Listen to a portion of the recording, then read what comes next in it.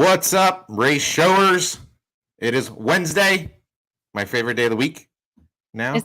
Is it your Yeah, favorite day? You're yeah. excited, I aren't I you? so look forward to this, because we get to like go online and talk shit.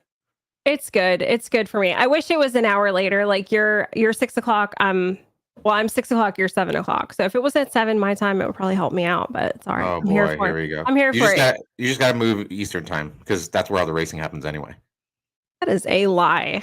You know what? There's a whole lot of racing in Central. Let me tell you. You ought to No, try it there out. is. There is. We're the dirty South grudge racers. You guys don't know about that stuff up there. I like the South. It's so much better.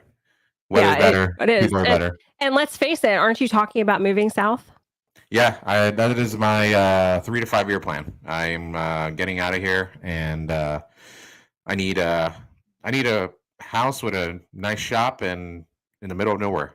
Well, you'll find that that the prices of real estate are far less than what you're used to, Yeah, and especially that's like another in thing. Texas. I don't know if Texas is on your radar, but That's another thing there's a lot too. of that. The houses up here are ridiculous. So like, if let's just say you buy like I don't know, like a normal house around here is at least $500,000, right? That's ridiculous. Exactly. And then on top of that, because of the interest rates are so high, you're going to have, if you have the best credit and you put the money down that you're supposed to and all that fun stuff, you're probably going to a $500,000 house. Your payment's going to be like 4 grand a month.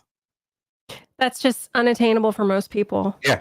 Yeah. It's ridiculous. So, But they keep but telling us that inflation and stuff is just transitory, you know? well, inflation's down this year. It's an election year. That's how it works. Well, I think it's up overall, I would say, in the last 4 years. But you're right. It is. They'll do what they've got to do to try to make it look good for the election year, for sure. Right. Right. It's still So, not a buyer's market though, even in that case, like it's not a buyer's market. You know there's what I nothing mean? out there. There's It's nothing out there available. nobody Yeah. wants to sell their houses. We actually have 2.75% on this house here, which is like insane. Like you Yeah. can pry that out of my cold dead hands, you Yeah. know? So anyways. No, yeah, that's a whole. We can probably talk about that for a whole hour, but Yeah, for sure. so yeah, we got lots to talk about. We have an exciting guest on. It's going to be a good one, guys. If your kids are awake, put them to bed because this is going to be rated R. So, Sorry if my parents are watching, or my in-laws, like I apologize in advance, but it's worth it, you know. So so got an update on John Force. Apparently, he finally said his name and knew who he was. I think Oh, that's what they were. wow. Yeah, they were waiting for that. For him to kind of just say like who he is, and and I guess his memory's coming back and all that stuff. So that's why he's been in hospital so long. But it looks like he's making a good recovery. That's far as I read. I haven't updated myself in a few days, so obviously, unfortunately, we had the loss of Lizzie Moosey, and prayers for the Moosey family. I'm sure it's going to be a tough road, yeah. for them, and on the She grieving and was, all that stuff. she was a really amazing person. If you knew her, she was just so kind. I mean, like, just such a kind person. She was a great racer. She was one of those people that would always take time with the fans. Mm-hmm. Yeah, I Yeah, just, I I can't never met believe her, it. Yeah. but I have not heard one bad thing about her. I mean, look at every picture that's shared of her. That is really, truly who she was. It wasn't like they just caught her smiling all the time, like, or Right. they just got the highlight reels. Like she really was smiling a lot. She was just so friendly. And it's a massive loss. And I'm really sad. I really am. I've been really down about this all week, honestly. Yeah, yeah, me So, too. It's unfortunate, when like even though she was so young, she was kind of like an icon in the industry. You know what I mean? So it's always oh yeah, always hard to lose somebody like that in the industry that propels us forward. So, exactly. but yeah, we got an exciting guest. Should we play the video from his $100,000 win? Oh yes, Yeah. definitely. All right. Let's play Let's that. play the video and then we'll bring him on. Okay. Let's see here. Uh,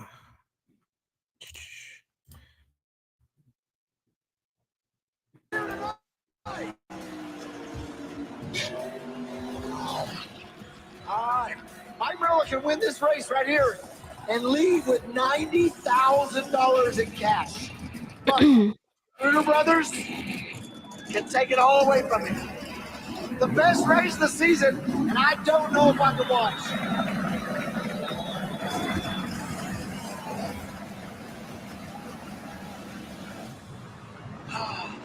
Here we go.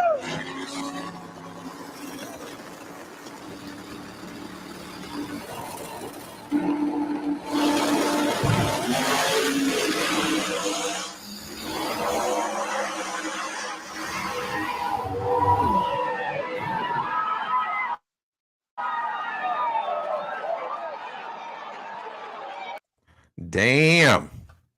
That's I how we would do it shit in the my dirty pants if I South. was racing for 100 grand. I know. Well, let's bring him I on. know it. Mr. Mike Murillo, what's going on, man? How are you? Oh, we can't hear Can't you. hear you. Hold on one second. That's my fault. Can hear you. Yeah, we can hear you now. How about now? Yeah, we can we're hear good. you. I always do that. Welcome. I'm so excited to see you. How are y'all doing today? We're good. We're just amazing. happy to have you here. Oh my gosh. So that was a replay of your 2018 championship run. That was crazy. Didn't you give the Bruder brothers some time on the starting line to make that call or something like that? I can't remember but they left me hanging on the tree, so I gave them plenty of time. That's what happened. Oh, It's a rule amongst turbo guys that we both know that we're going to go in at the same time, or we're not going to play any games. And I don't think they did it on purpose, but like normally, like in fact, we were talking about Lizzie just a little bit ago. Lizzie and I had one of the best burn downs ever. I mean, it seems like it's not that long, but it went for over 2.5 minutes because I wasn't about to go in first. So she finally did. I knew she was going to run out of fuel before I did. Okay, she finally did go in. But anyways, with that being said, I never will go in first, especially if it's a blower car, nitrous car, because they can burn you down and cause all sorts of problems. For sure. So racing the Brooders, another turbo car, I didn't think it was going to be an issue. Well, I went in right away, and he took his full 7 seconds. And so if you saw at the very end of it, the car noses over. I don't know if you could see that. Mm-hmm. Well, we had blown up. Like, one of the things the show did not show is that the whole inside of the car had caught on fire and smoke, and they didn't even show that part. Like what they showed on TV was an inside cockpit view of a completely different race that happened someplace else. Oh wow! And so, anyways, it was a lot more nerve-wracking than it showed, for sure. That's crazy that they would leave that footage out, because that's that just really shows the struggle. I mean, what did that end up costing you? That $100,000 ended up costing you. Oh yeah, we did a lot. Just in that final round. We hurt the converter, we hurt the motor, transmission was hurt. We did like 20 grand, 25,000 damage just between everything that it messed up, just in that final round, but it was so worth it. It was worth it, wasn't it? What does it feel like to race for 100 grand? Like, were you like super nervous, or were you chill? I got to be honest with you, that event was a blur. And the biggest reason why it was such a blur is that there was, we did not have a smooth round throughout the whole event. We were fixing something that was broken. And I used to say that all the time. Obviously we've won a lot of championships. We've won a lot of big events. And if we struggle in the event, I know we're going to do good. Like, if we go up for qualifying and everything goes smooth and we get 2 or 3 qualifiers in and man, it's smooth, or test passes, I'm like, we're fucked. I mean, something's going to break. It's going to break at the worst time. But this is one of those events that literally, like when I raced Birdman, I blew the intake tubes off on the very first round, and he went by me like 25, 30 miles an hour on me. And I barely won that race, which was first round during that championship win. Yeah, and he was our first season champion, wasn't he? Yes. Yeah. Yeah, in fact, I ran over my own pipe. Thank God it didn't go over his lane. But, wow. So that event was just constantly working on the car. So the answer to your question was, it didn't even hit me until like the next day or the day after that. Oh, wow. You know what I mean? It didn't hit him when he had a brand new stacker trailer Yeah. to take home with him. Yeah, that new trailer had a plaque of Ryan's name on the inside. Oh, and then man. I had to put a line through it, and then I wrote my name underneath it. You are a lie. Yeah, I'm lying, yeah. You know what, though? That shit would not surprise me. Oh, man. But anyways, Callie Mills popped in. She said hi. She's watching. Hi, Callie. What's up, Callie? How are you? That's That's awesome. my little sister right there. Yeah. Another little sister. All Yeah. you people commenting, share the heck out of this. Share it everywhere. Like it, heart it. Keep liking it and hearting it over and over again. Just go like this. Keep going like Like this. over and over. Over and over. Got it. That's really exciting. I'm so glad to have Are you. you guys in two different places? I mean, obviously you're not in the same room. She's in the room next door. Like, Oh, okay, that makes sense. that's where she is. No, I'm actually in Louisiana, and where are you at? In Maryland. I'm in Maryland. Okay, I'm close. listen to all the people that are listening and watching. Don't call him Luis. Okay. He doesn't like Luis. He likes to be called Lewis Tell us why. because Lewis sounds- sounds more white and sophisticated. Sounds more professional. Oh, professional. Yeah, same Yeah. thing. It sounds more Professional. professional, you know? Like if I'm Same like, thing. hey, you know, if I'm calling around for sponsorship, you know what I mean? I don't be like, hey, this is Luis, you know? Bro, Luis Hey. works better. This is coming from the guy that showed up to SEMA in a suit to get Do- sponsorship. Did Do you really? know that was my first SEMA? This was like 20 years ago, right? So, so you know Luis from Fuel Tech, right? Yes. So he Goes by looks Luis. like a Luis. He sounds like a Luis. He has got the accent and everything. Right. I don't have the accent, so like I don't, you know what I mean? I don't feel like a Luis. I feel more like a Lewis. Okay. All right, Luis. So, for people that don't know you, how did you get started in racing just in general? It kind of started not too far out of high school. Believe it or not, going through high school, I wasn't even into any kind of car stuff except for cars to get me around to go to parties and go to my girlfriend's houses. But you know, at the time, automobiles were just that for transportation. So I didn't really get into any of the automobile racing enthusiast part of it at all until I was 21 years old. And then my first car was a Trans Am. So I bought a 77 I didn't buy it. My friends of the family bought it and, you know, co-signed for me because my dad's credit sucked. I didn't have any credit. I was only 16 years old. So I got a Trans Am, believe it or not. And that was kind of my introduction into the hot rodding stuff. And I thought, you know, I put air shocks on it and some headers. And I thought I had the fastest car out there. Obviously, I didn't. Yeah, I think both of us come from families where motorsports was not a thing. So, like, Yeah. I mean, my dad couldn't care less, you know. Right. I think that was probably your whole thing. You wanted to be a professional football player, and Yeah. your plans changed, Yep. you know. So, Yep. and then- In fact, that's what got me to come to Texas to begin with was high school football. And so, you know, that didn't work out for me. I ended up quitting, which to this day is probably my biggest regret ever. But I ended up quitting 2 games into my junior season after, and this is all I wanted. I mean, football is how drag racing ended up being for me, but football was my life. You know, if you were friends with me and we were best friends, we were playing football all year long. There was no such thing as off season.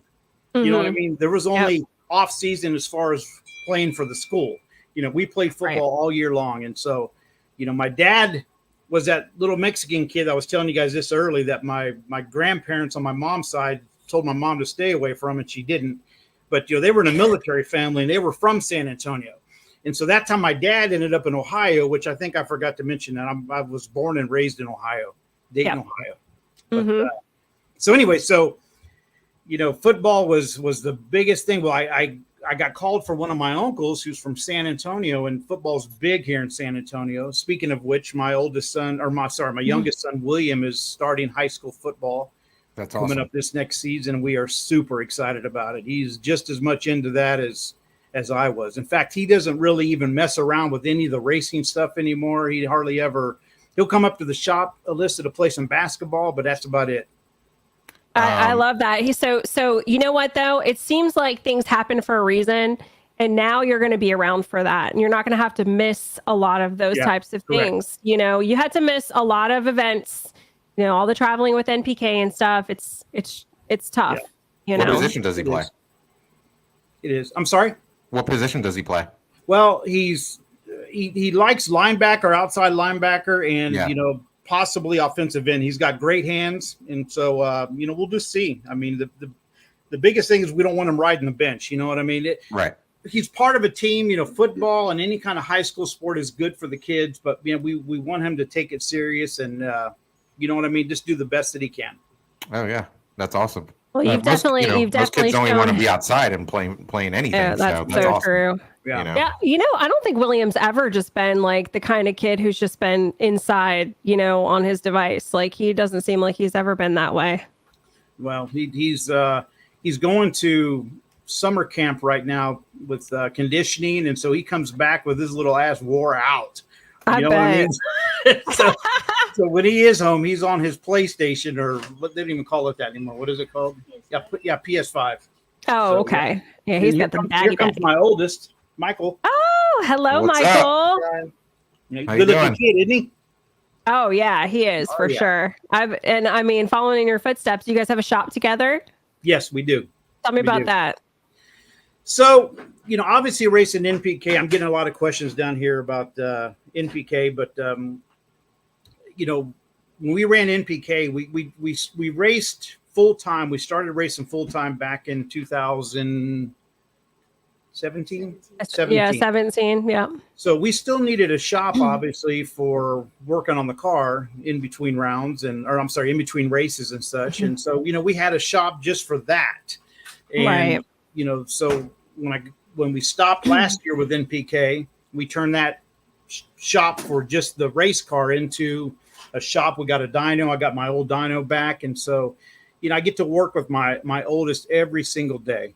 That's and awesome. I just absolutely love it. It's a whole different feeling, you know, working with one of your children versus, you know, working with, you know, whether it be employees that come in every day. You know, not saying that employees are bad. You know what I'm saying? It's just a whole different feeling. You know what's weird though? Like, I don't know how you guys get along, but when I worked for my dad, and I know you're alongside each other, he's not really working for you, so the situation's a little different. My dad probably fired me like 6 times, probably. I fired Lisa almost every race. Yeah, you're crazy. That woman is an angel. Hey, there was one time she told me it was the beginning of the day, and she said, "I just want you to know that I'm probably going to get fired today."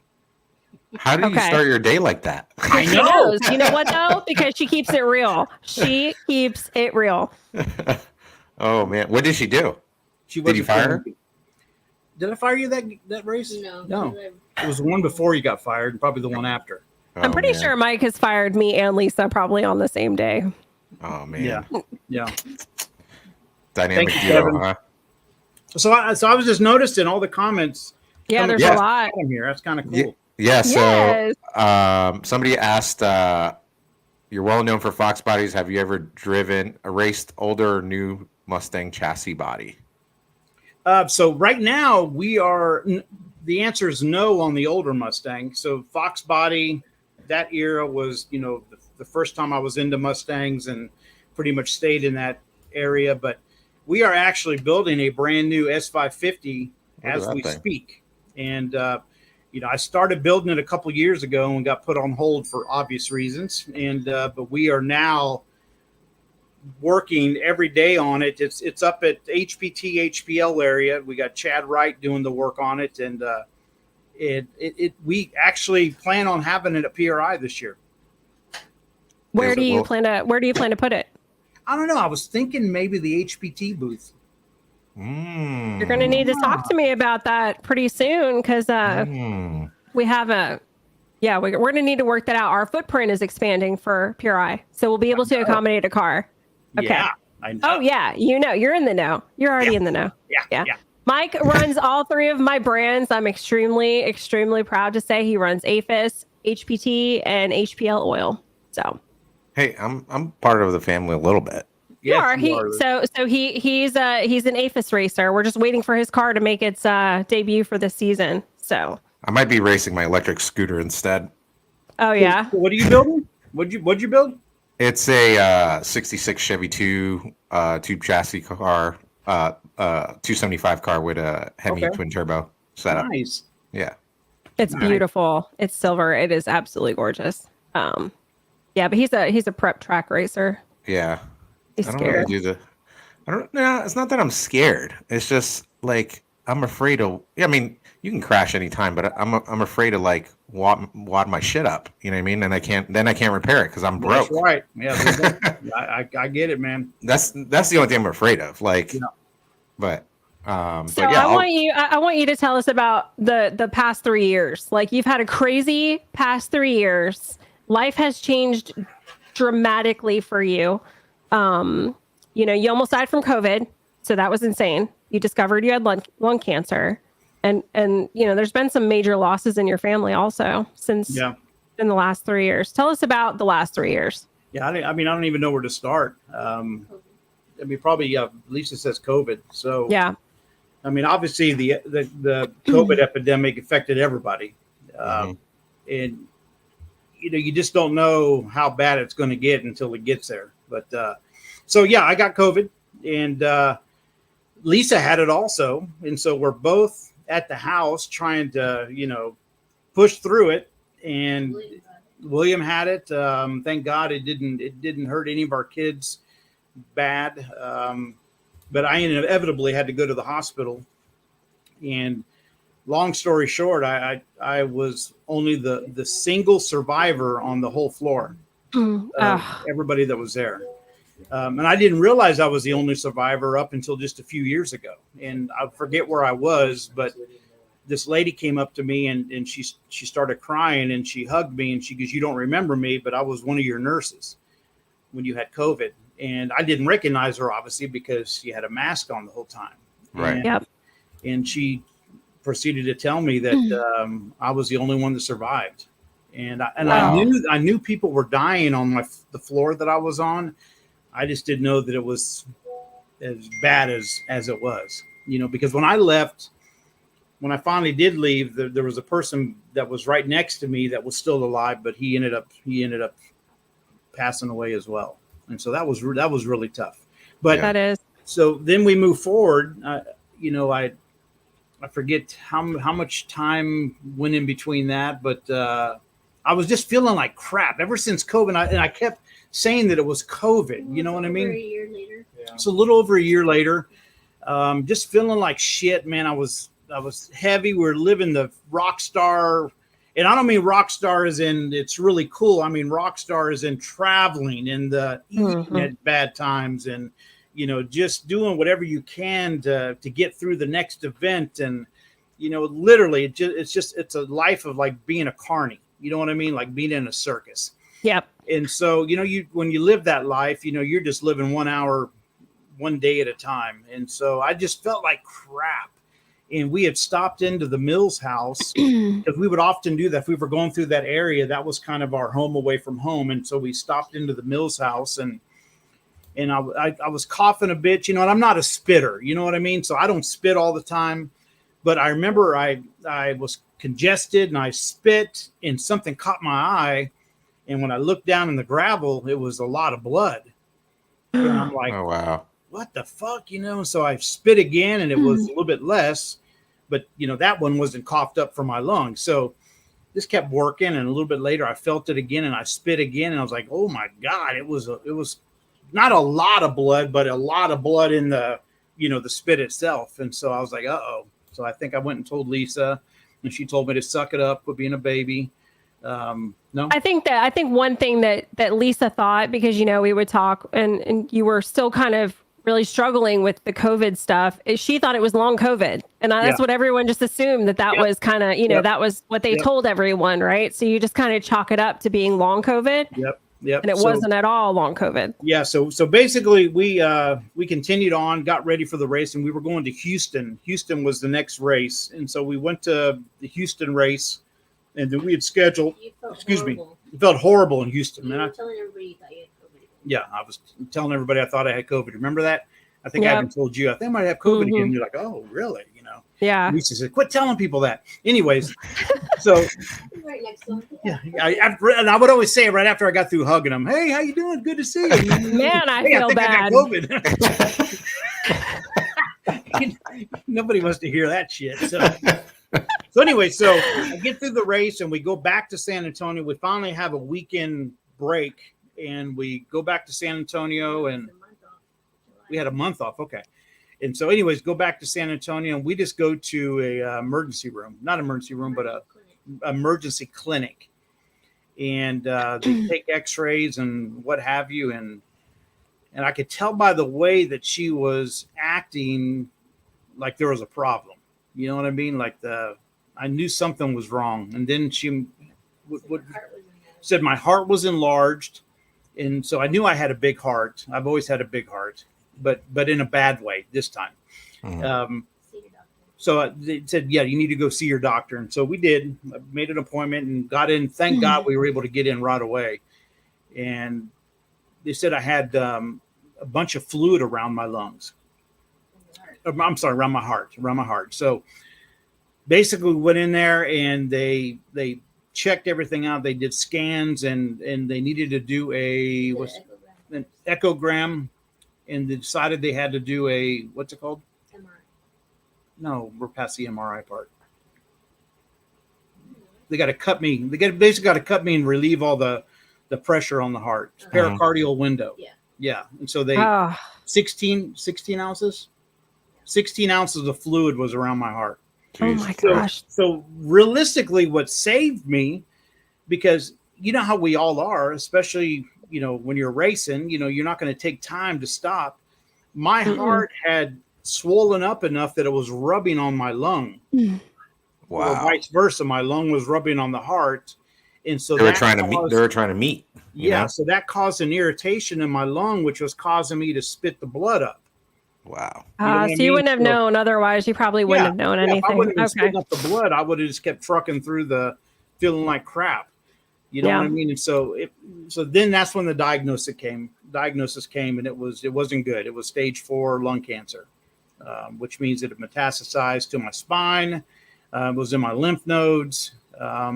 And so it's just been a battle ever since then. You know, anybody that's on this show that's had cancer, has cancer, or it's a constant battle. You know, when they have you ring that bell, and I don't mean this bad, but that bell doesn't mean anything other than you've just completed a treatment. It Mhm. doesn't Right. mean you're cancer free. Right. So, you know, like twice I've rung the bell. That doesn't mean that I'm cancer free. That means that I'm, you know, both times I was done with radiation. Right. It's You know it's what I the mean? it's the finish. Like it's you did it. You're done. But then Yeah. you find out later, Yes. not too far later, but you find out if it's had an effect on you, a positive effect. Yeah. Yeah. Do you think, and this is just me, a speculation, right? Do you think all the years of breathing in methanol and all this stuff that you would breathe in on a regular basis and probably not ever think anything of it, do you think that was a contributing factor? I think life is a contributing factor because there's so many things that all of us do every day that there's cancer causing whatever involved with it. But in my case, I feel like a lot of it was, yes, that's a contributing factor, but not the main one. I feel like the main one was I did dyno tuning. I've been doing dyno tuning since, you know, the mid 90s, but I had a shop over how many years were we there, babe? 2006 through 2017, that I was tuning on a dyno that was literally up against the wall. And so I was breathing in, whether it be 93 octane, whether it be E85, or whether it be M1, Q16. I was breathing in all that stuff for all day long for years. Wow. And years. I mean, I was at one point we were doing average of 2 to 3 cars a day. And so you think about it, I mean, it would literally hit the wall and it had to go back forward or to the side to even exit the building. In fact, we had a customer of ours that brought in a carbon monoxide, real fancy one too. that plugs in, and I unplugged it and threw it up front because it would go off all day. Like I couldn't get anything done. It was one of those ear piercing, the whole time. And I was like, man, I can't work like this. So that I feel like is probably the most contributing factor besides the norm. I don't smoke. I don't even smoke weed. So, I mean, I was never a smoker. My cancer doesn't run in my family. You know what I mean? That's not a contributing factor. It's just, it's just life. Life is my life that I chose is what my contributing factors were. Yeah. Right. And it's like you're not gonna wear a mask or a gas mask every time you tune a car or whatever. You know what I mean? Well, he does now, right? Yeah, but absolutely. Most guys don't. You know what I mean? Well, like the way that our dyno is set up this time around is we have a bay in the front and a bay in the back, and it just happened to be Mother Nature normally blows the air in through our front bay door and it exits the back, so it goes right across the dyno. I got 2 big fans back there. Like I don't go home smelling like 93 octane, or I don't smell like exhaust anymore when I go. Yeah. You know what I mean? Yeah. So I've made it better than it can be. The only car that really kicks my ass is my son's, because where I stand, his tailpipe's right there blowing his E85 on me. Is that the yellow car? Yeah. I wish I could have grabbed. I should have grabbed a picture of that car. That car's a twin HPT turbocharged, yes, 5-liter, S550. Yeah. It's so pretty. Yes, it is. It's beautiful. It is. It's so pretty. So right now you're at the Edinburg track, right out now as we speak in San Antonio. No, I'm sitting in my office in San Antonio. Oh, okay. Yeah. Okay. The Edinburg track owners, they were here because they were stopping it. They went to VP to get some icky sticky and get some methanol, and so they stopped in and we talked about the race. Oh, okay. I thought you were there before. I didn't know. But it did kind of bring up some memories. You have a race coming up there, so we'll talk about that first. So July 12th and 13th, is that right? Ma'am. Yes, Tell ma'am. me about that event.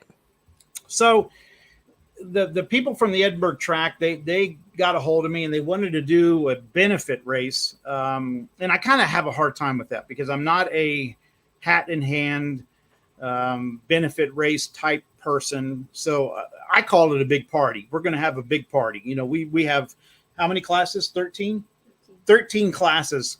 Very nice. And this is a no pressure, no stress.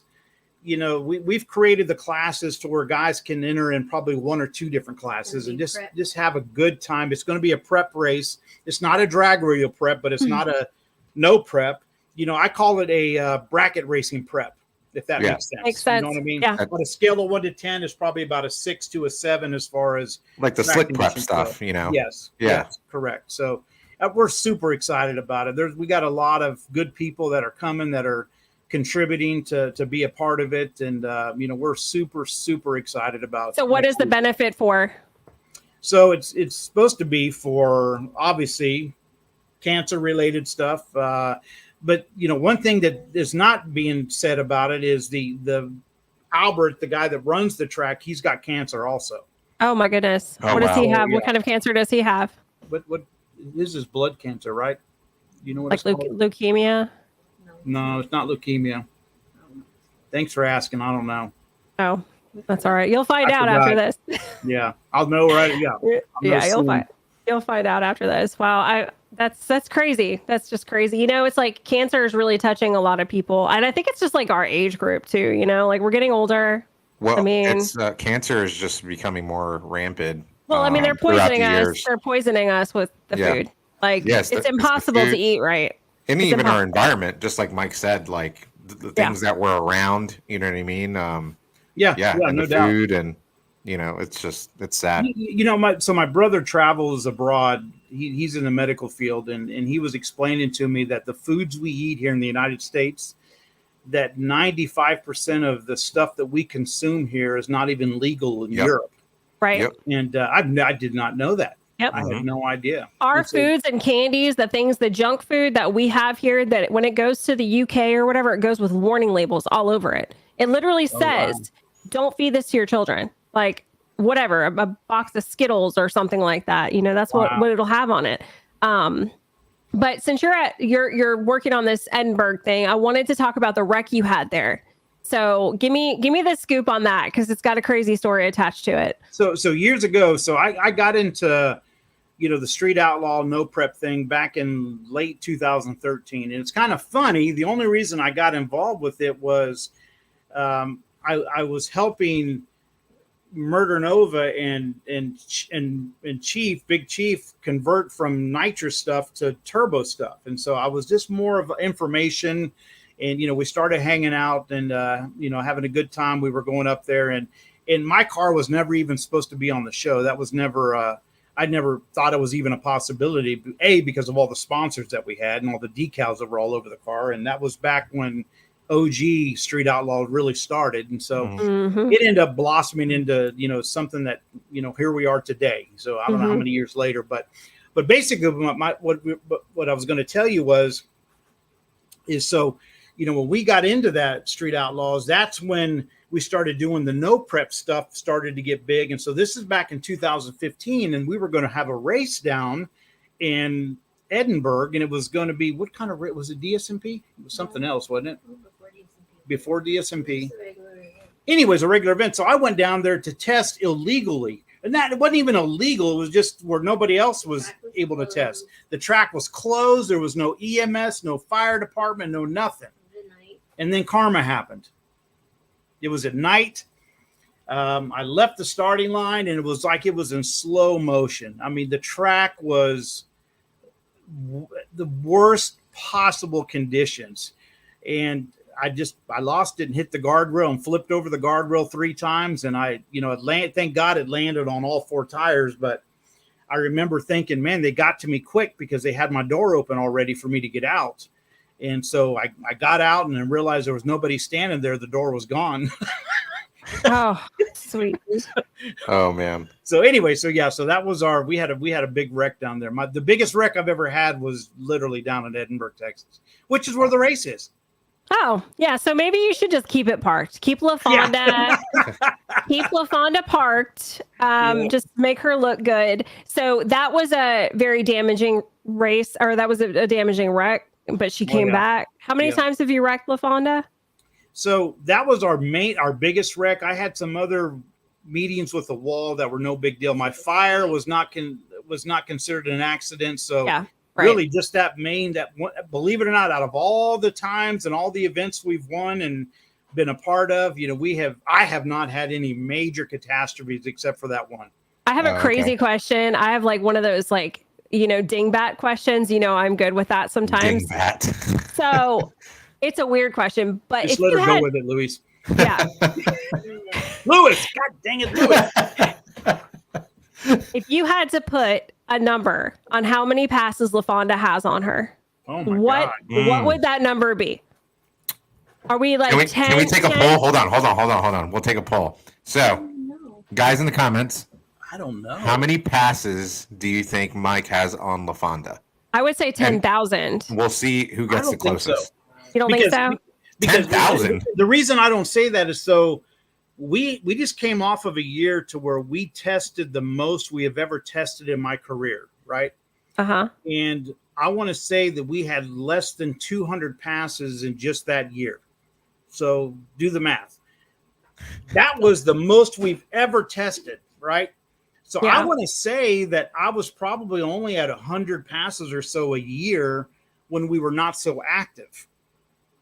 Yeah, but when you're really active, it's not as much as you think it is. I'm with Loopy. He's saying 69. I'm with that. I like Loopy! that. Oh, no, I'm sorry. He wants to be called Lupe. No, I'm kidding. So we have it all over the place. People are saying 2,500, 1,200. Maybe my 10,000 was a little extra, but many thousands of passes. Let's just say 100 a year. There's no way that's possible because there's no way. You're doing way more than 100. Like if you're running NPK, you're doing more than 100. Think about PSCA. We did 5 qualifying rounds. How many? I know, but you're talking about before that. Okay, a lot. I'm just telling you, I just came off of a year to where we logged every single run, and it still was less than 200 in 1 year. And you felt like that was a lot. That was a lot. Yeah. But even back in like this, say the NMRA days when you were racing super Well, street. now the difference there is though is that we were running quarter mile, so that is hell on the car.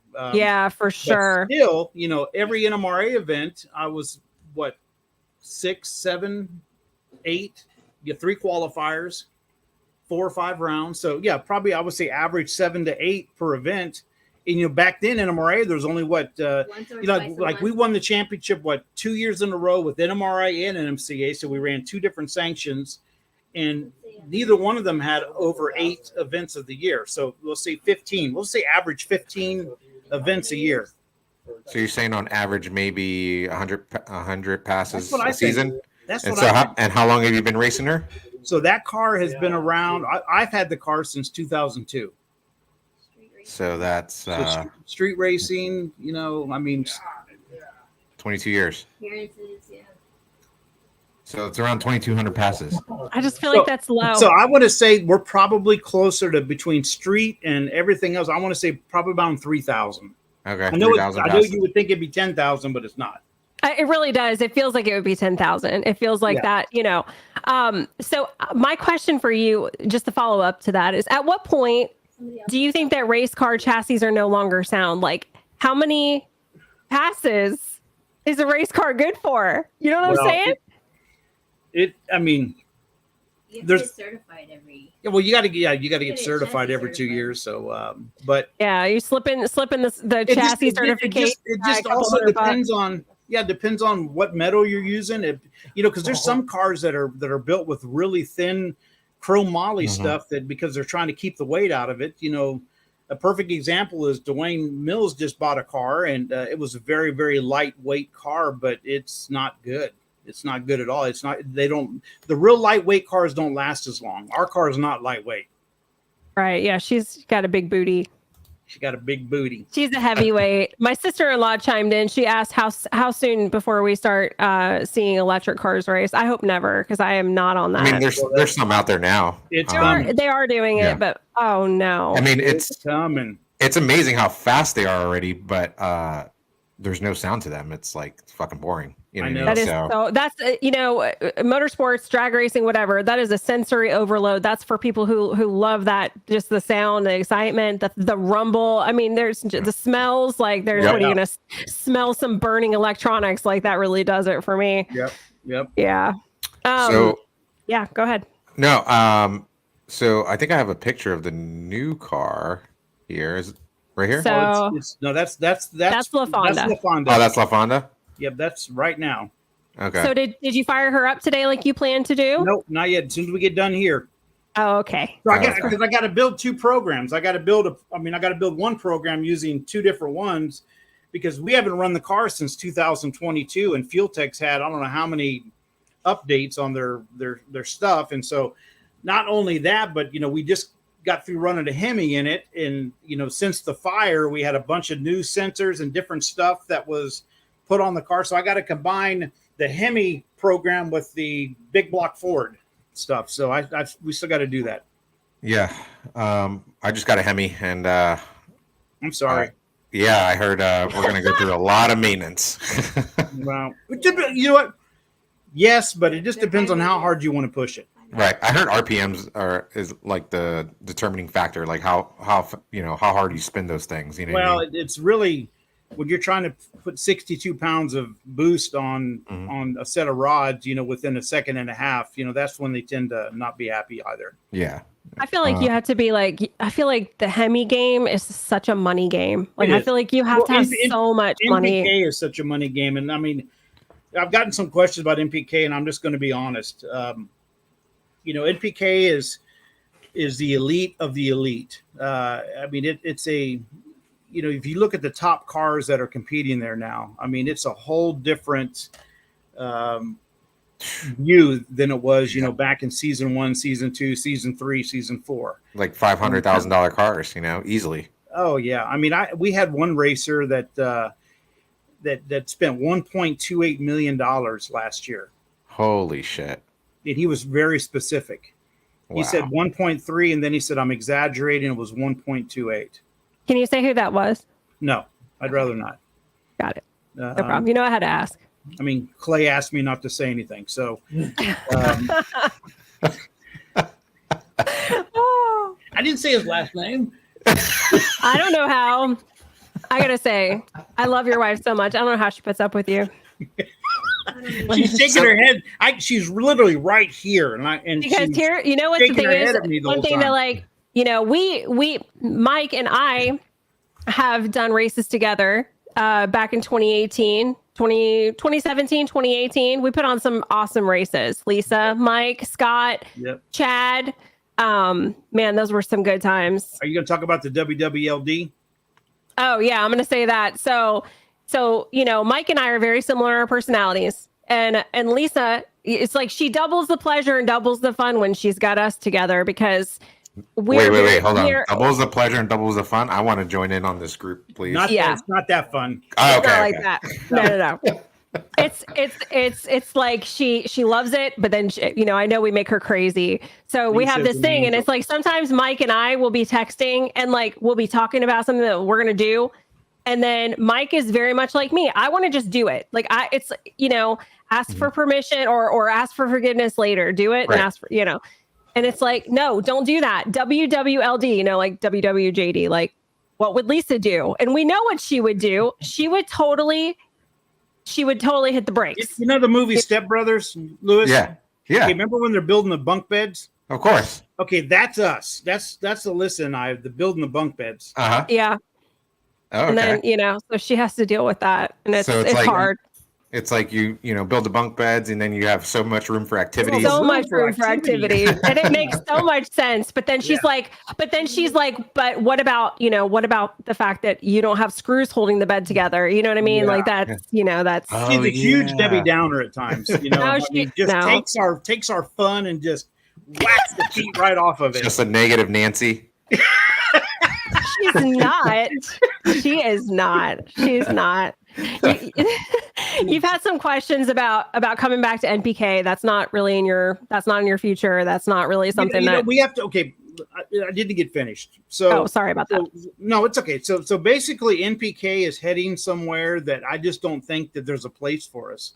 They're going to a 16 car field, and you know, with our current situation and running turbos, let's face it, if we were on a prep track, everybody out there be running a turbo, right? But we're not. We're on a no prep. And everybody knows that turbos only chance is to making it up on the back half, you know, from the 330 on. Well, when it's a no prep, you just can't do that. So I'm not going to change. I am not interested in doing Pro Charger. I'm not interested in doing you know, the root style screw blowers. I'm just not. I'm getting too old. I don't want to do anything different. So, you know, I don't mind changing up stuff that we can try with the turbo stuff, but I'm not about trying to change complete combos. So with that being said, I just don't know if we can even be in that top 16 car field with the competition that's out there. You know, people think thinks that it's easy. The budget that it takes to run with those boys, it's $750,000 plus for just a guy that can nickel and dime stuff. Right. You know what I mean? And that's just, you know, I got so much going on right now. I mean, thank God I won a champ. I came and I did what I wanted to do. We wanted to win a championship in it, and we did. We won season 2. Nobody can ever take that from us, ever. Right.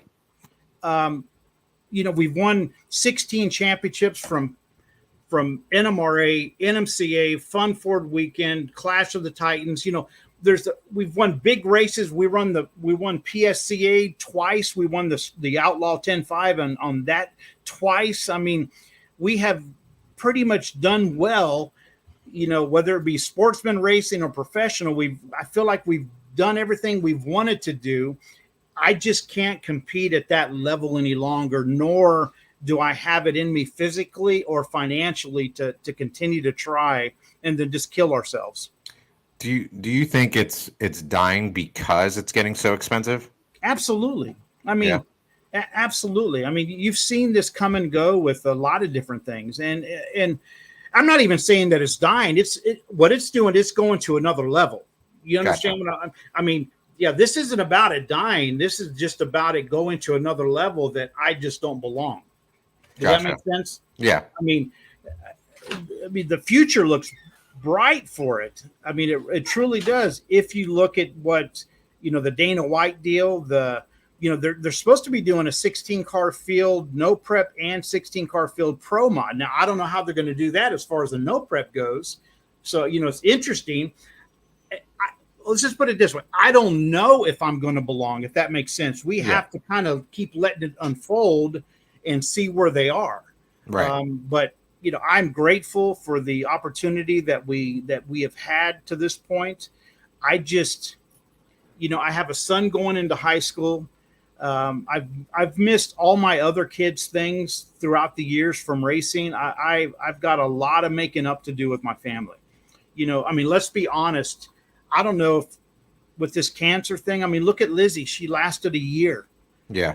We were just talking about that at the doctor's office. I'm 2 years down the road from my diagnosis, but, I don't know what my future holds.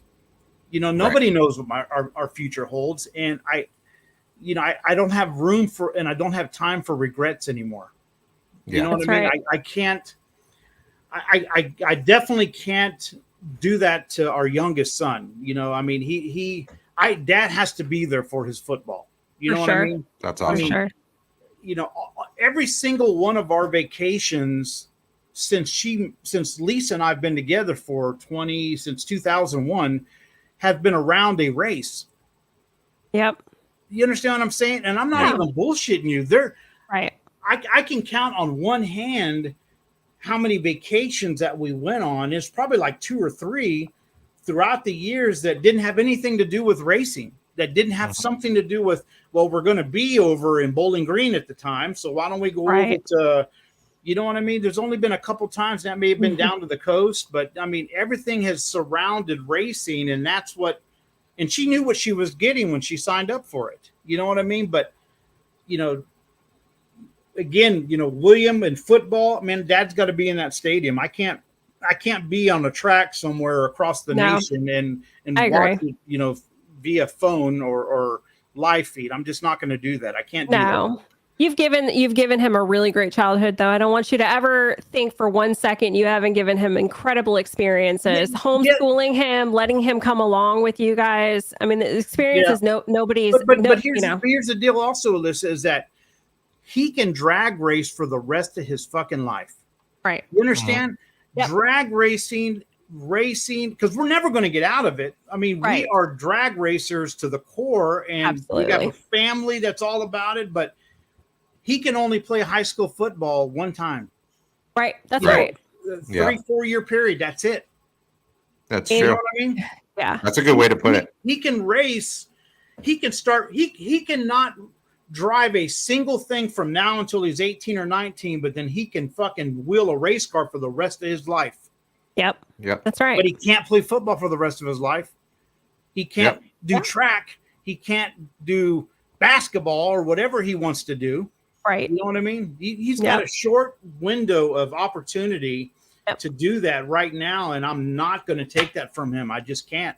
And even if I wanted to, let's say that I said, you know what, babe, I'm sorry, but I still got to go do my NPK thing. Mama's not coming with me. No, you can't do it without her. That's the bottom line. There's I can't no do way it without her. There's no way. Nor do I want to. I can't, and I won't. So there's the answer to your question. Am I done with NPK? I will never say that I'm done with NPK.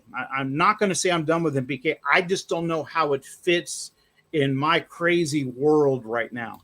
Do you feel like people are hungry again for more grassroots races? And is that kind of a motivating factor getting back into it? Yeah. Absolutely. That's why, we were announcing, we're going to make a formal announcement pretty soon, but I don't know how many of the viewers know about Dirty South No Prep. I mean, that was something that Scott Taylor, myself, and Chad Waltrip started years ago. Alyssa was a huge part of it as well. We stopped doing it for NPK. And Scott is still a huge part of No Prep Kings right now. So he can't do it. but I can, you know what I mean? Chad can, Alyssa can. And so, there is such a vacuum that's needed to get back to the root style type of racing that we used to do at DSMP. And I'm going to start doing it again. I'm Yeah. so We are excited. going to I'm start so doing it excited. again. I would totally agree. I'm so excited. I'm There's- so excited. And it's not going to be no prep. I think we're going to get away from that, right? But we talked about that too. The slick tire stuff is getting really popular right now. Is that what you call it? Because Yeah, I guess like- that's what I need to start referring it to. Yeah, just regular slick tire prep. That stuff is getting super. Look at the race they put on the Shady Side, for like 50 grand or whatever. Like it was like a month ago or so. They had so many fucking guys Really? trying to get into that race, man. Like, yeah, it's getting really popular. So we're going to need to talk about that. Slick style. Okay. Yeah, Slick style. Is that what they call it? Slick. yeah, slick tire? Well, that sounds they a lot call better than what I've been it calling it. OG. What have you been slick calling style. it? Bracket racing. No, please Bracket don't. racing prep.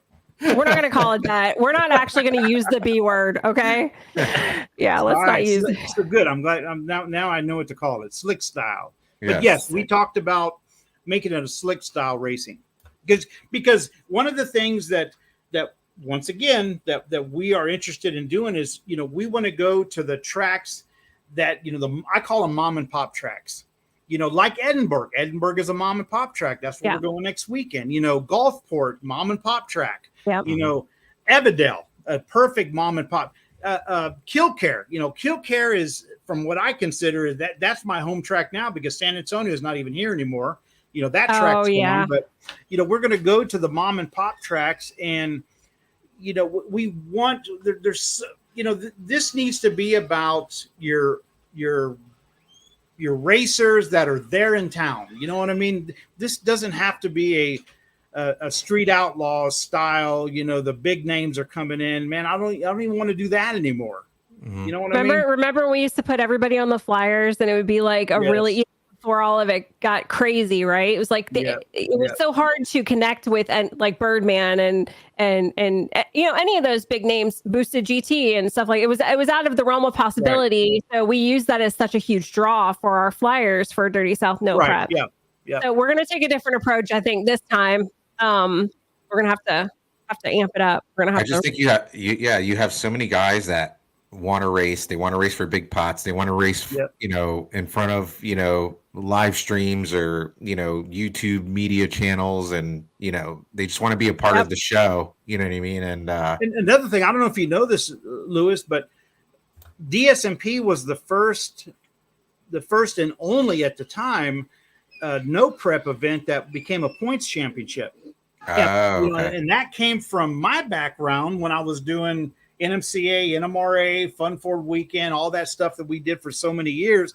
Scott comes from that arena as well. And I said, man, between Scott and I thought it'd be a great idea. Let's make this a points championship. And man, it worked out. It was great. That's awesome. So Brad brought up a good question. What about drag and drive? Do you think we could do a drag and drive event? I mentioned that to you a couple weeks ago. I think that would be so great. And it doesn't have to be super far, but I think we could get real creative with it. Yeah, absolutely, Brad. Put a trailer hitch on La Fonda. Ooh, maybe the new car. That'd be sick. That would be sick. Little big booty La Fonda going down the road. Cassidy just said it's not the big pots, it's the atmosphere and the fans, man. That's exactly what I'm talking about. Oh man, that would be so great to get them out. I hope I'm telling you, us. Edinburg, this race in Edinburg, I mean, the people that I see that are coming and the cars that are coming, I'm so excited about it. That's why I don't even want to race my car. I really don't. I was telling Lisa and Albert just a little bit ago, I said, the minute it starts acting up, I am parking it and throwing the keys in the trailer because, I want to walk around. I want to take it all in. I want to talk to the racers. I want to talk to the fans. I want to, put out some fires. You know what I mean? It's like the pressure's off now. It's time to enjoy what you love so much, but in a different way. The pressure was so immense for NPK. It is. It was so immense. And I really feel for people who are still doing it, like Scott. I know he's under a lot of pressure. So it's really tough. It is. I see it on all of them. And and that's my family out there. You know what I mean? And I see the struggles. I know what they're going. I have never been if my car's not running, you won't see me at a track. I'm not interested. You know what I mean? Of course, until my kids got into it, but you know what I'm saying, right? Oh yeah. I'm not interested, and I'm not a good spectator just to sit there and watch. Me neither. I want my shit running. I want to be a part of it. So I want to be running the show, or I can't go. But since Street Outlaws has been on YouTube Live, I have watched the majority of it. Even though when it was on TV, I bet you I watched 1 or 2 episodes. Period. Like a watch I party. never watched it because I lived it. I experienced it. You know what I mean? But I find myself watching, but I see the struggles. I see how hard it is. I see how tough the competition is. I know what the guys are going through. Yeah. And I mean, it just takes everything in you. You can't do NPK at 90%. You have to be 100% in, 100% in. And if you can't, you're just I just can't imagine you kind of talking about the setups and the rules and stuff. I just can't imagine switching power adders a few races into the season. Like, I mean, look at crazy. See, here's the problem. So if you look at Daddy Dave and you look at Scott, they both, I'll call it, I feel like they got lied to. They were told that the tracks were not going to be dummied down. It wasn't going to be a prepped event, but they weren't going to be dummied down. They weren't scraping it, making it really bad. If that was going to be true, then Turbo was where it was at. Those were just the beginning of the cars that you would have seen going back to Turbo. But it was not true. It was not true. And it was clear that it wasn't going to be that way, probably 4 or 5 races into it. They had no choice but to go back to a combination that's going to work on a track like that. Yeah, I think there's a lot of holding back the truth for these guys. So I don't want to get controversial, but it seems like a lot of things have not been truthful since, I'd say, last season. But and I get that, but I think that they're also trying to. I mean, this is so different. I mean, what NPK was and what Street Outlaws was at the beginning to what it is now is just, and every relationship, every racing organization, they all go through transitional periods, and that's right.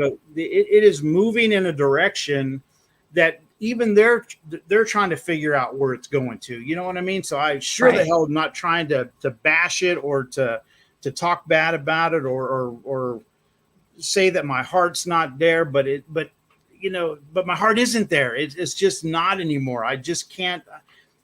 And it's me. You know what I mean? It's my choices, and now that I can't give it 100%, and that's exactly what it takes. You know what I mean? It takes a lot of money, and it's kind of like, what do you think the key to getting sponsorship for something like that is? Like, I mean, it's just in some of the, I mean, realistically, these guys they need a sponsorship that can put $100,000 to $200,000 in a year, because again, that's just going to be a part of it. You know what I mean? Yeah.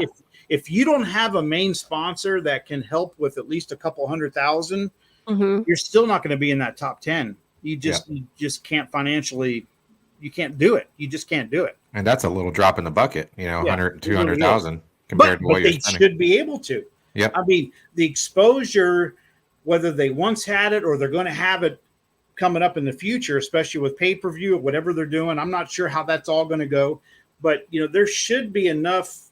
There should be enough of what's the word I'm looking for? Exposure that they should be able to get some of these big sponsors to come on board, just like NHRA. I mean, they've built massive audiences just for themselves through doing this. I mean, it's unheard of to have 500,000 followers. Like, that's insane. Like, that is the exposure. Brad asked, how do you think sponsorships have been since the TV showing has changed and moved to live stream? Well, a couple things are going to happen as far as that goes. So, like, one of the things that I'm battling, if I were to try to continue with the NPK, like, a lot of the guys are doing this year, is, we still haven't seen a season 6, right? Right. So I have a bunch of my sponsors that were expecting and they put a lot of money out for us to, they were expecting to get some TV recognition. For sure. Mhm. And for whatever has happened, but that has not, season 6 has not aired, and I still don't know all the particulars on why it has or why it hasn't, but the exposure has not been there. So I have sponsors of my own that I haven't lied to them, but I have not given them what they paid for. Does that make sense? For sure. So and whether it be whether I was doing good or whether I was not doing good, I still haven't been able to get them that TV exposure that they were hoping and that they basically paid for. And I think that that's more, I sit on the other side of the fence. I'm not a racer, but I am a sponsor. You know what I mean? I deal with sponsorships. That to me is an unfair thing to do to these racers. Yep. To leave them in the dark about what is going to happen with season 6. To have them putting out the narrative week after week, month after month, that it's going to air, it's going to air, it's going to air. And here we are, we're in July. Yeah. There's no sign of it. And I don't know if it's sitting on a shelf collecting dust somewhere and they're going to bring it out in 5 years. Who knows what's going to happen, but that's not good for the relationship between a racer and a sponsor. Yeah. And not to defend anybody or go against anybody, but once you sell a product, that product was sold to Discovery, right? Yeah, right. You Understood. Can't make them; they can do with it whatever they want to. Right. Just because if I sell my car to Joe Blow down the road here, I can't make him run it in no prep. You know what I mean? He can do with it whatever the hell he wants to, and I think that's a lot of what's going on. Right. Is Discovery bought that season 6? It's their product, and it's just sitting on a shelf. Yeah, you know what I mean. There's nothing that any of us, none of the racers, not even Sam and from Pilgrim, there's nothing they can do. They can't make them air it. So that's what's I feel like, and I don't know what the particulars are, but I feel like that's obviously what's going on.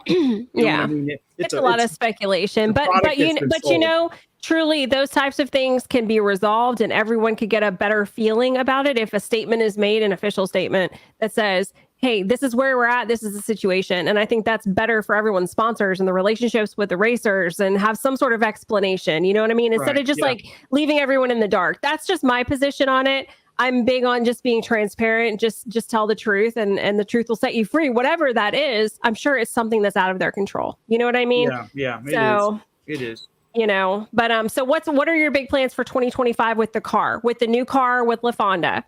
So we once again, this is something that we haven't announced yet, but I know for sure that I want to get back into the same type of racing that I was doing back when, all of this awesomeness happened in the first place.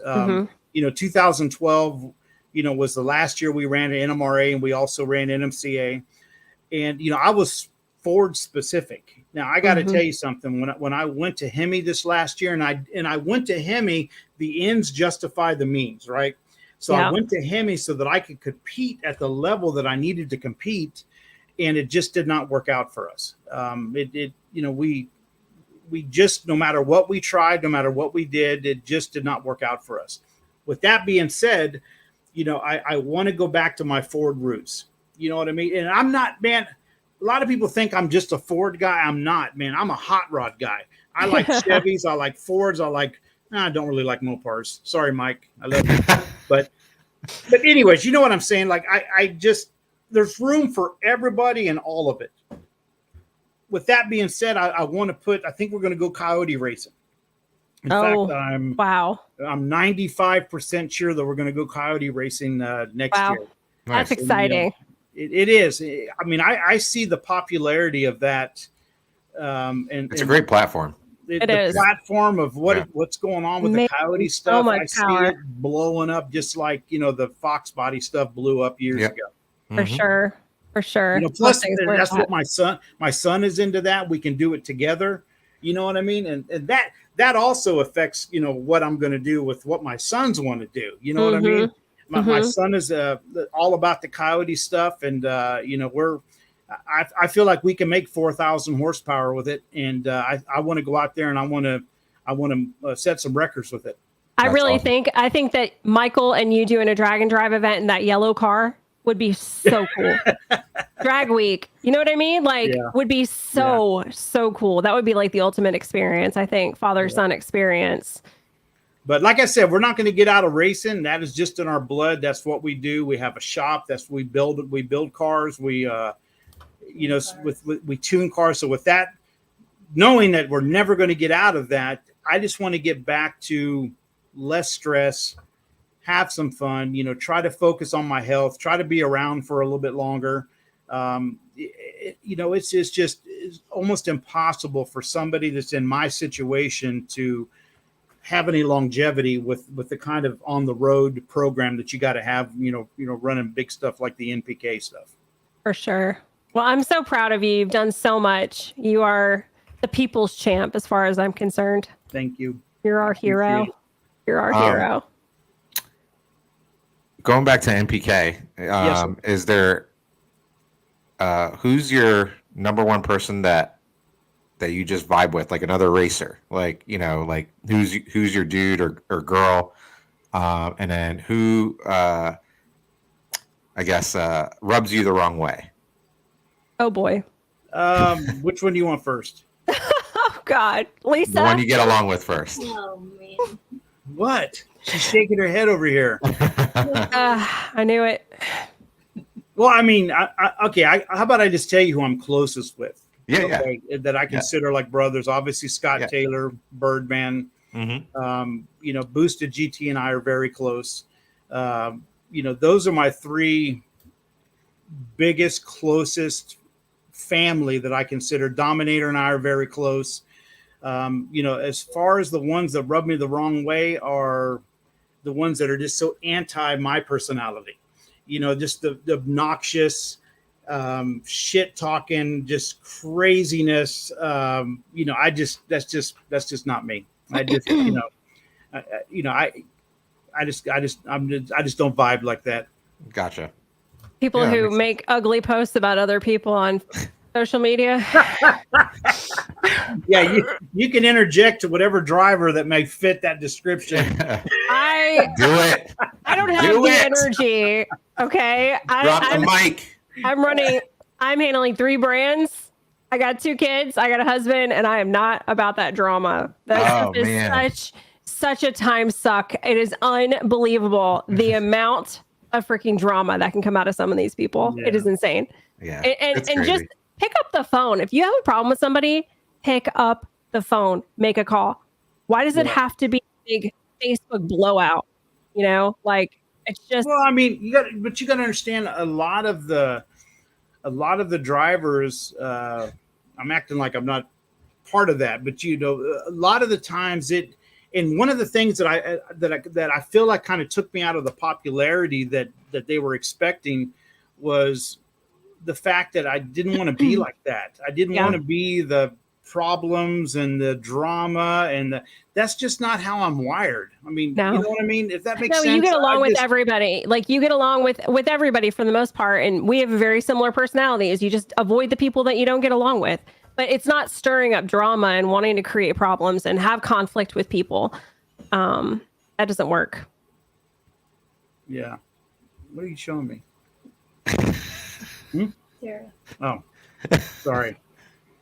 That's all right. What do you think? What do you feel like the hottest racing class is right now? What do you think is like the class? Like we're not talking about NPK. We're going just overall something that is a motivating factor to the new series or the revival of DSNP, the revival of Eat Race Die. What do you think is going to be a popular class? I mean, what I started off doing years ago, and that's small tire. I mean, there are so many small tire races, small tire related style races all over the country every single weekend.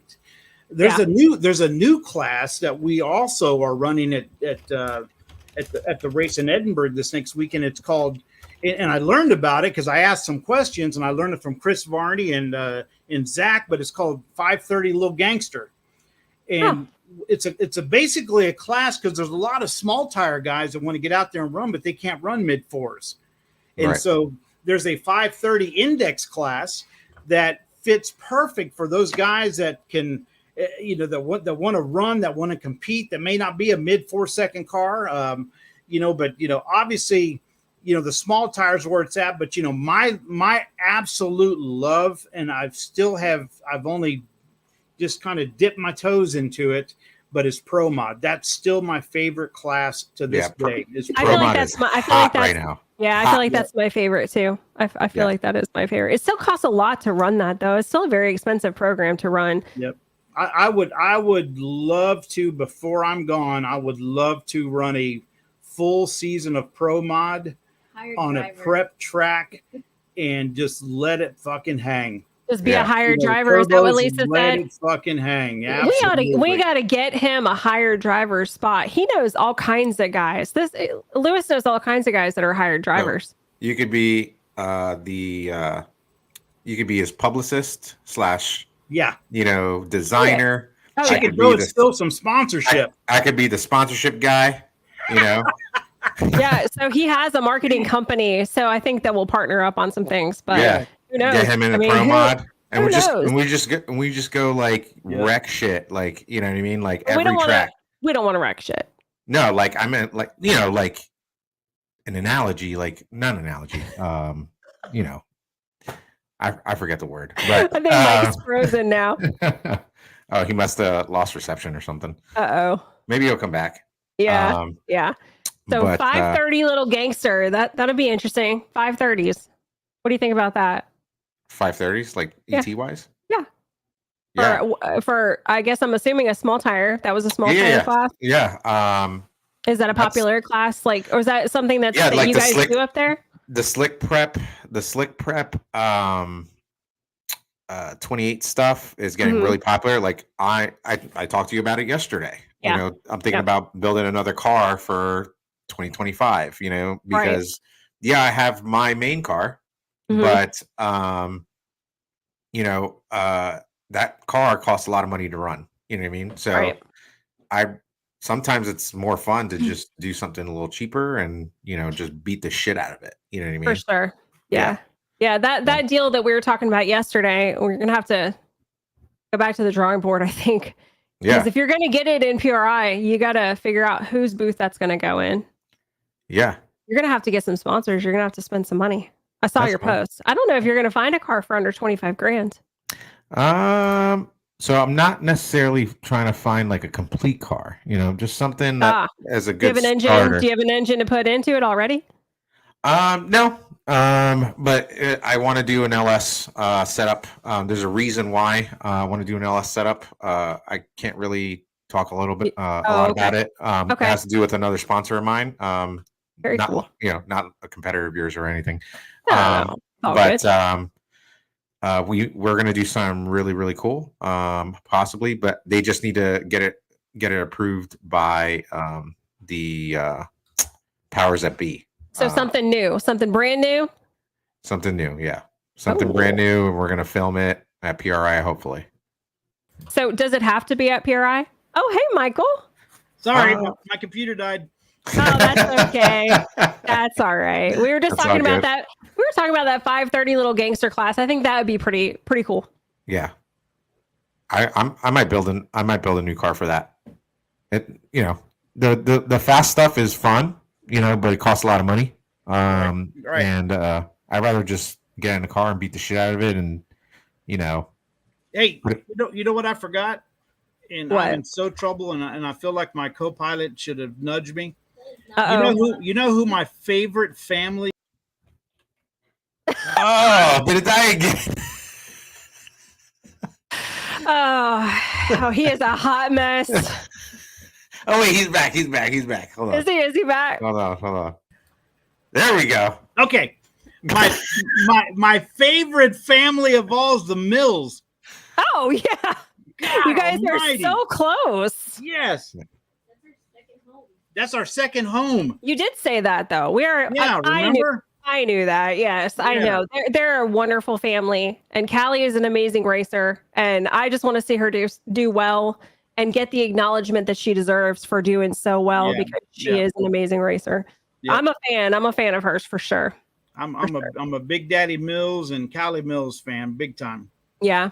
That's amazing. You know, you don't find friends like that No, often, no, you know, where you can come and literally crash at their house and yeah. you know, mi I mean, casa, su casa. in fact, that's what I was telling you. That's where I was when I figured out we had problems. You know what I mean? We were at their place, and you know, I'm just I haven't talked about it much, but I am still in shock with Lizzie. I Yeah. know. It I is mean, shocking to it's me just too. you know, it's one of those I I don't can think it's like really sunk in that no, she's actually gone, you know. No. yeah, But I will say, you know, every person needs to tell, and Lisa and I communicate about our medical appointments and things like that because I'm the kind of person who needs that accountability. And she's a close enough friend to me. She'll say, "Did you do this? Did you do that?" Like everyone needs to, the females in their right. family, they need to go get their mammograms. They need to stay on top of their health. They cannot ignore symptoms. She lasted 1 year. It's just unbelievable. Such a beautiful, beautiful woman. Yeah. Really. It's Yep. unfortunate. She was a sweetheart for sure. I just keep pinching myself, and I mean, it's just like it has not sunk in. There's just, No. you know, I just can't believe it. I know. Can't believe it. But I know it. I know it. Well, she was a Christian. I'm happy about that. Not to Yeah. get religious or anything, but that just gives me a little bit of peace about it, you know? Oh yeah, So, she's going to heaven for sure. yeah. Or Oh, she's yeah. gone to heaven. I feel Yeah. like she's there, and I feel like Yeah. whatever she's experiencing is far better than what this world has to offer. Yeah. So, you know, she was okay. So when I had my fire, you know, we had not gone public yet with my cancer diagnosis. Yep. And Yep, I so remember. when I had the fire, and you know, Big Country drugged me out of the car. You know, my eyes were barely open, but I'm literally laying on top of him. And I remember they asked me, "Do I have any medical conditions?" And I'll never forget. I heard chatter. There was people standing around, and I remember just saying, you know, I have stage 4 lung cancer, and you would have thought that. I mean, just you couldn't hear anybody talking anymore. It was like a pin. Wow. You could hear a pin drop. And but Lizzie was one of the ones that was standing right there. So that was before she found out that she had cancer. Yes, Yeah. it was. It was. So once she found out that about her diagnosis, I did some research on that. She had a very, very aggressive type of breast cancer. This isn't the average. Like this is at 33 years old, 32 at the time. Like this isn't something that's easy for probably many people to survive. I think that, you know, it was just a bad situation from the get-go. But, Right. you know, that's, yeah, I just don't know. It's surreal. It really is. Yeah, because she found out when she came back from the Australia trip, right? And it was, you know, one of the things that also we draw some parallels with Lizzie was like when they went back and looked at my COVID pictures, my pictures of my lungs and such, your x-rays and things like that. So my cancer was there. Right. They missed it. But they completely missed it because of, you know, all the other COVID trauma that was going on during that time. It just blended in with it. And from what I understood with Lizzie also is that they also saw it, or something had something to do with when they first diagnosed her. They could have been diagnosed sooner as well. Oh, wow. Wow. She talked about it in her video. Yeah, I think she talked about it in her video.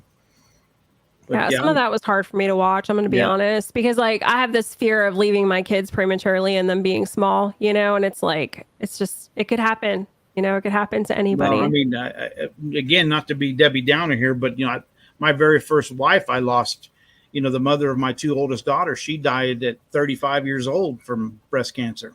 And then Lisa's sister-in-law just passed away last year, right? Yep. Man. It affects everybody's family. It does. You know, some more than others. Cancer runs through my family pretty hard. So it's you got to get your it's a all your motherfucker. checked out. your prostate, Yeah. all that stuff, colon Yeah, I cancer. need- Do whatever you got to do, you know. I'm about that age. I'm 39 years old, so it's about time I go get that. Yeah. Especially if checked. it's in your family, you should definitely. Yeah. That's what I'm telling all the women. Like, just go to the doctor and tell them it runs in your family. If you're 30 years old, tell them it runs in your family and you're concerned. Like the way that the insurance and the medical industry is, it's such a racket. It's just such a racket. Yeah. I would agree. Oh man. So I didn't Well- tell you about the ambulance drive. Oh no, the Edinburg ambulance drive. Not the Edinburg. Different Oh. ambulance drive. The one in Ohio. Oh, okay. No, I'm confused. So they had to take me to the hospital because my face was with black soot and they had round rings around my nose, so I was obviously inhaling it and sucking it in. So they put me in the ambulance, and as we're driving over there, they're asking me all the questions, just like the movies, the president of the United States is, and like I didn't have a head injury, I was sucking in smoke, but they're asking me all those questions. They asked me what my name is, and I said my name was Steve. Why do you do this stuff? Why do you do this stuff? So I didn't think anything much more of it, So we get to the hospital, and it's just like the movies, They wheel you in there, and they wheel you into the room. They got the nurses that are accepting you, and you got the paramedics that are bringing you in. And they said, "We have a 50." How old was I at the time? 53. 53-year-old non-smoker named Steve. And I was like, "No, my name's not Steve. My name's Mike. Actually, it's William." And it was just everybody's looking at each other like, "Do we have the wrong patient in here?" I don't know what they were thinking, but like, why would you say your name was Steve? I said, "I was just fucking with them. I didn't know they." Sorry. Anyways, it was an awkward moment for. Oh my god. Oh man. I'm telling you, I can't wait to get the band back together. It's gonna be so great. Oh man. That's great. That's a good story. That is. That's just like you. That's just like you. But man, thank you so much for coming on. Thank you. This was such a pleasure. I Sorry, don't my think I computer laughed so died. much on the show ever. Yeah. Sorry, my So- computer died. I'll get better at this stuff. No, That's man, it's all okay. good. And anything I can do to help with anything you got going on, any events. I already told you what my whatever. dream was. Pro mod. Romad. Harry. Turbos. Harry. Yeah. Hey, he's a Garrett guy. Lewis is a Garrett guy. So, I am. so you We'll know. come around, HPT, baby. HPT to the front. Ooh. We'll see. Garrett's got some good stuff too. Harry Yeah. came from Garrett, Yeah. right? Yeah. Harry's So background was Garrett. yeah, Did you know Harry was the biggest Garrett dealer back in the Yes. day. Years, Oh, that's years true. ago. That's Yeah. true. Yeah. No, I kind of forgot about that. But you're talking about how long ago are you talking about? Like, This was a long time ago. That was before turbos were cool. Yeah. That was a long time ago. Yeah. That was back in the early 90s. Before Precision Turbo was like Yeah. big, like this was like years and years and years ago. Yeah. I mean, we're small now, but we're growing rapidly. We really I are. know. It is a pleasure to Hey, work 10, for them. 10 year in one day, Harry said, "Let's get back into the turbo business." I love it. Because I love it. he sold Precision, and Right. he had a no compete clause for 10 years. And 10 years in one day, he said, "Let's rock and roll. Let's get back into this." That's how you know it's his passion. Oh yeah. He's an We got- entrepreneur Well, yeah. and a racer. He's ready to retire, but like he's not actually going to retire. I think he's Yeah. like he keeps that foot right in that door. It's like just enough retirement, but just enough to be involved. So yeah, we're All right. we're I doing gotta good. go, guys. I gotta go Okay. start a car. Yeah. Thank No you for having problem. me. Thank you so much for being here, Mike. It was awesome. Absolutely. Yeah. All Nice right. Mike. to meet you, sir. Yeah. Nice to meet you too. Thank you so much. See y'all later. All right. Bye. All right, bye. That was awesome. So Mike is awesome. yeah, he's hilarious. Do you see how he can't really do anything without his wife? You know what I mean? Do you see like she keeps him reeled in, so she keeps him grounded. I understand because some days I'm completely brain dead. So not that he is, but like I know the No, he feeling is. of like just not being like focused. You know what I mean? So you just need somebody to like reel you back in and stay focused. But Brad does that for me. oh really? He does. That's awesome. He's the right part of the brain, the one that works the better part. Such a good man. Yes, he's the best. The Look, deal- he lets me use his lab. Look at this place. Like, yeah, he lets you use his lab. He deals with you and takes care of such a my good man. kids. He's in there. Such a I can good man. smell it. Hey, I can smell him cooking grandma's chicken and rice. It's a Stouffer's thing. I can smell it in there. The kids are already fed. You know what I mean? Like, so you're ready to eat. He's the best. No, I'm fasting. Actually, I'm doing an 18-hour fast. Oh, you should. I did a week. Yeah, I don't know if I want to do that. I don't know. It's so hard when you have kids to do something like that. But I'm gonna do 18 and 6. That's what I'm doing for a while. In that week, I think I lost like 10 pounds. You know what? I'm not even trying to do that. I feel like that's mostly water weight. Maybe. I don't know. I was happy. You know, I mean, I thinned out, and you probably felt pretty good too. Yeah, I felt good. I mean, the first 2-3 days, I'm not gonna lie to you. If you guys ever do a fasting like that, it fucking sucks. Like you want to kill yourself. I don't think I'm gonna be very happy if I do something like that. You're angry. You just no, it's not fun. But after you get through the first 2-3 days, it's not bad. Yeah, I don't think my family would appreciate that part of me. So. All right. Well, we'll see each other next Wednesday. Yeah, guys. Thank you so much. Again, keep sharing this. Subscribe to the YouTube channel, youtube.com/TheRaceShow. Hit that subscribe button. And we'll see you next week, next Wednesday, 7 p.m. Eastern Standard Time. All right. Sayonara. Later.